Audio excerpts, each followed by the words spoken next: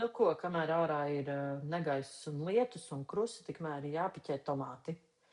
Tomāti man auguši tā nepārāk labi šogad. Nezinu, kāpēc viņas nesēju uzreiz pa vienam, bet kastītēs. Tā es šogad izdomāju. Piķēšu tomātus puslitra glāzītēs, kurās apakšā ir caurums. Ļoti draņķīgs laiks ārā. Atpakaļ pie tomātiem. Tātad glāzītēs sabaram zemi.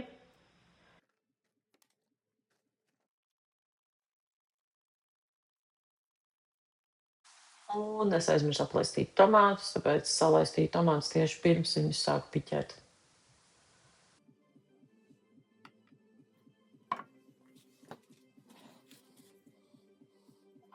Un ar ierpulīšu palīdzību mēģinu tomātus dabūt laukā no kastītēm. Es parasti mēģinu viņus ņemt aiz lapiņām, digļu lapiņām, nevis aiz kātiņa, bet, gadās dažādi. Tā kā tas ir man, un man nav jāuztraucās par to, cik tie tomāti daudz izaugs, tad varbūt arī neiespringus pārāk pārstādot viņus. Bet, vislabāk man, protams, patīk, ja es viņus būtu jau sasējus pataisnu glāzēs, nevis trauciņos. Kāpēc tā darīju, vēl joprojām nezinu.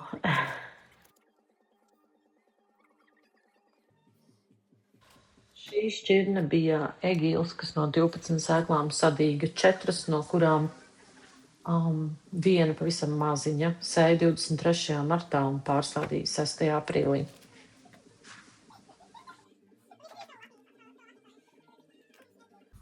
Tā, šie tomāti ir bišķiņi labāk sadīguši. Sākumā sarakstu visiem nosaukumus un datumus, kad sēju un kad pārstādu. Tad, ja ir ļoti daudz tomātu, tad rakstīšana aizņem vairāk nekā pārpiķēšana, kā šeit.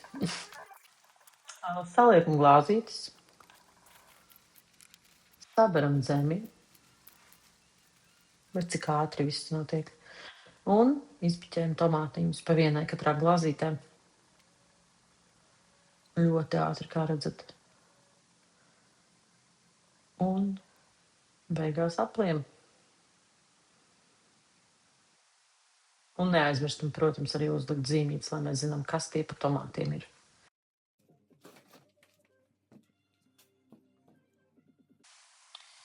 Ko nākamās limonijas? Limonijas pavisam zaugušas man mazajās kastītēs. Es tiešām nezinu, kāpēc šogad viss sasēja mazajās kastītēs.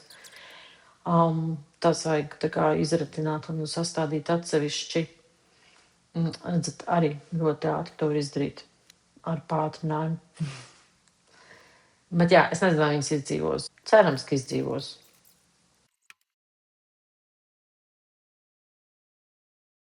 Tā šeit man jāpārstāda ir dārza verbēna, tā jau viena ir sažuvusi, nezinu, vai atdzīvosies pelargonija, dihondra, nezinu, ko darīt ar puraviem, un rabarbers. Rabarbers droši vien būs pirmais, ko pārstādīšu. Tieši tā, rabarbers no sēkliņām. Pirmo reizi kaut ko tādu daru. Un daru to tāpēc, ka pagājuši vasara mans rabarbers nobeidzās.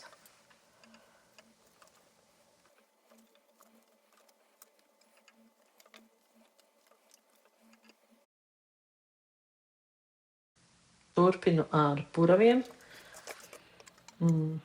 Tie sauguši diezgan cieši kopā.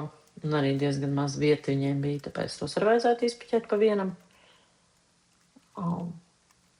Kas arī pātrinājumā notiek ļoti ātri.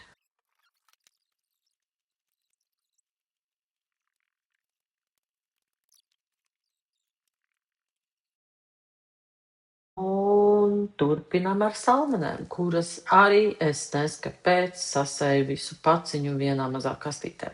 Tagad viņus mēģināju izpiķēt pa tādām kā čupiņām. Redzēs, ar ko tas beigsies.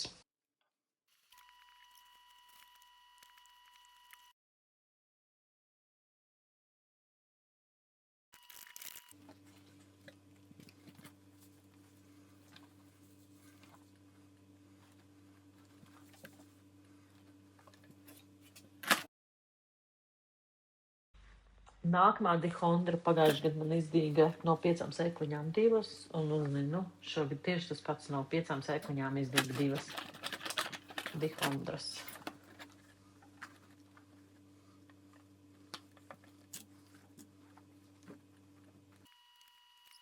Un tas arī viss. Līdz nākamajai reizei.